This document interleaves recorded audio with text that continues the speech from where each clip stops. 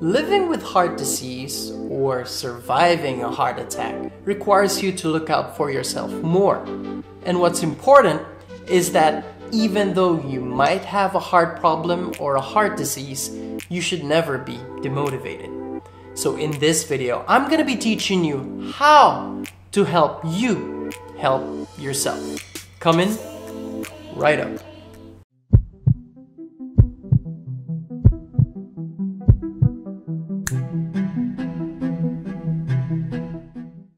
Hey guys and gals, Aman here, and you're watching Heart Limits.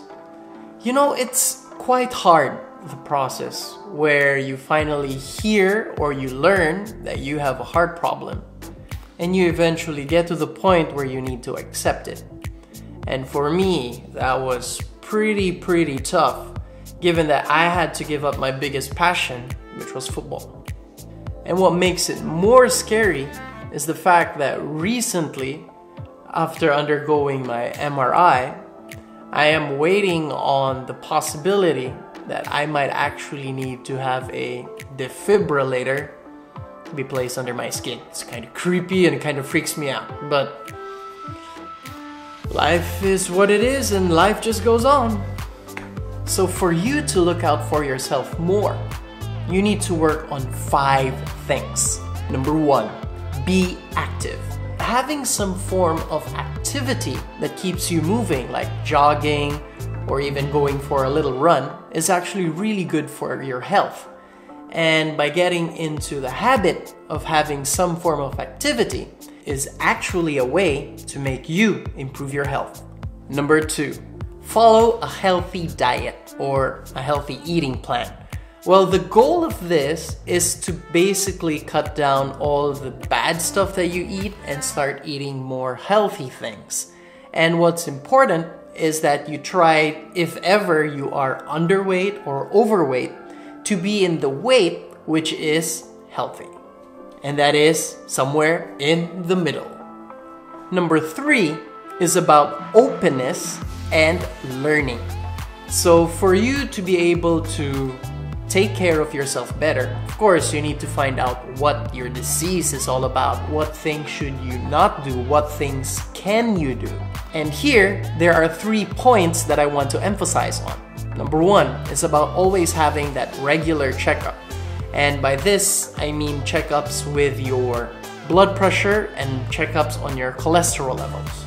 Number 2, it's about screening for diabetes. Well, the reason why I'm emphasizing on this is because whenever people have heart disease, it is quite common for them to have some form of diabetes too. So just to make sure, you better have this checked. Number 3, it's about learning about the warning signs that are involved with heart attacks. So at least you are aware, because usually before a person has a heart attack, there are symptoms that arise usually a month or a few weeks before. If you know about this, maybe, just maybe, you can prevent anything from progressing. And number 3 is about management. Management of medicines and management of your feelings. So when we get into the management of feelings, the problem is whenever people receive bad news, especially when it's involved with a heart problem or a heart disease, they suddenly start to shut down. They start blaming the world. They start saying, oh my God, God has cursed me. They start feeling more angry, more anxious. They feel depressed. They even start losing interest in a couple of things. But the thing is, what you should think of is that you are not alone. There's actually lots of people in the world who do have a heart disease, some form of heart problem. They might even be in stages which are more complicated than yours. And what's amazing is that most of these people who actually have a heart problem can actually live average lifestyles. So what's important is you get to talk with your doctor. You know, share with the people you love. Share with some professionals. Get some information. You'd be surprised to find out that it's not the end of the world. It's just making those small changes and you can live an average life again. And when it comes into management of medicines, I'm talking about 3 things. The medicines that's prescribed, the medicines that you buy over the counter, and the medicines which are in some way alternative therapy. So you know, those things where there's no therapeutic claim. Well, after all, therapeutic claim basically means it's one of those things where your mind can fool yourself that they actually work. Well, for some people it really works magically, so I guess it's the power of the mind, or maybe there just wasn't enough research or studies that went into it, but they actually really work. So when we get into these three types of medicines, what's important is you think of the possible complications when they are combined. Let's say, for instance, whenever you get a flu shot. So just so you know, whenever you have a heart disease or some form of a heart problem, your chances of getting the flu is actually higher. But the problem is, some drugs or some shots actually goes against your medicines which are for the heart. So just to make sure, ask your doctor with stuff like this. Next, also medicine when it comes to a dental procedure, something that has to do with your mouth. Just so you know, the bacteria in your mouth is actually quite dangerous for your heart. So most people, 1 hour before they actually have some form of dental procedure, they take antibiotic. And lastly, number 5. Number 5 is awareness. So by awareness, I mean things that you need to be conscious of whenever you have a heart problem. So here you have the vices, the drugs, which actually is the medicines that I said earlier. No, but the vices. So by the vices, I mean, so smoking. So smoking is definitely bad for your health, especially when you have a heart problem. So try your best, if you are a heavy smoker, to cut down or at least stop. If you're not a smoker, try to stay away from secondhand smoke, because you'd be surprised how much of an impact it actually does to a person who has a heart disease. It's really, really dangerous.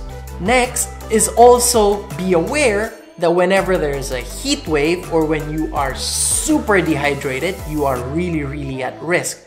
The reason being that whenever a person is dehydrated due to not drinking enough water, running a marathon, or a heat wave, what happens is, because of the dehydration, it adds more and more pressure to your heart.